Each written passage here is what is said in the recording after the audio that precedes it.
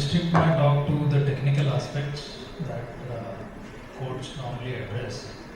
So one is that nursing homes and hospitals, there is a difference and courts treat them slightly differently, because nursing homes, you do not have ICUs, you do not have a lot of equipment which are normally there in hospitals.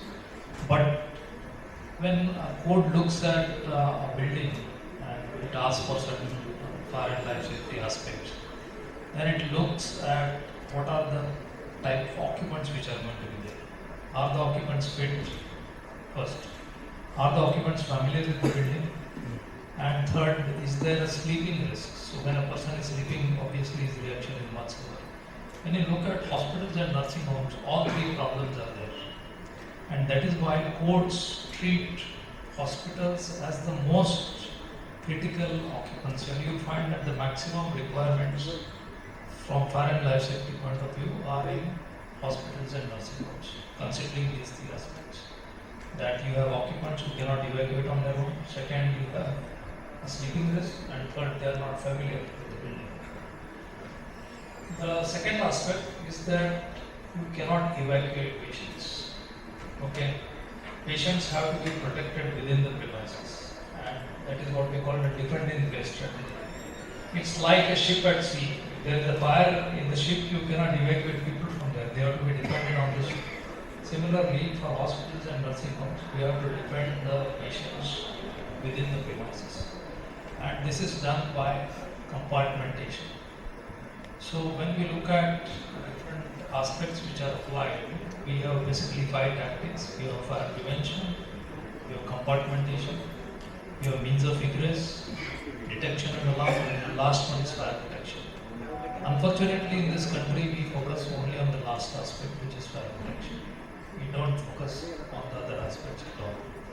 So maybe the other aspects, if you look at passive fire protection, it might be a cheaper option if you have done your compartmentation properly, if you have sealed your vertical ducts, your vertical risers, staircases well, then a fire on one floor will not spread to another floor. If you look at NBC Part 4, clearly says that each floor should be divided into compartments. The idea being that if there is a fire on one side, my patients can be moved to the other side so that they can be safe for a certain period of time. And to depend on the fire service to come and do firefighting is just not possible. You saw in that video which sir showed that within 15 seconds, 30 seconds, the fire will grow exponentially. And that is one of the problems of hospital. Where you have oxygen, it is known as an oxygen-enriched atmosphere. The fire rate growth increases exponentially. Even materials which don't burn under normal condition will start burning when you have an oxygen-enriched atmosphere. So things like curtains, which would take some time to burn, will burn like petrol when you have an oxygen-enriched atmosphere. So sir talked about fire prevention. In case of any abnormality, in case of fire, the oxygen supply needs to be cut off.